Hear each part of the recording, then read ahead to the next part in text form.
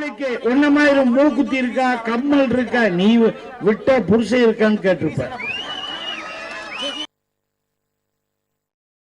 பெண்கள் குறித்து அதிமுகவினர் தொடர்ந்து இழிவாக பேசி வரும் நிலையில் அக்கட்சியின் கோவை வடக்கு தொகுதி சட்டமன்ற உறுப்பினர் அம்மன் அர்ஜுனனும் பெண்கள் குறித்து பேசியது சர்ச்சையுள்ளாகியது.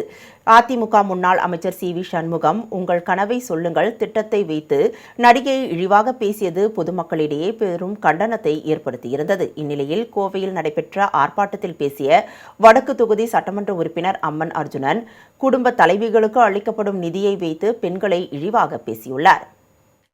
பெண்களுக்கு ஒன்னமாயிரம் மூக்குத்தி இருக்கா, கம்மல் இருக்கா, நீ விட்ட புருஷன் இருக்கான்னு கேட்டிருப்ப.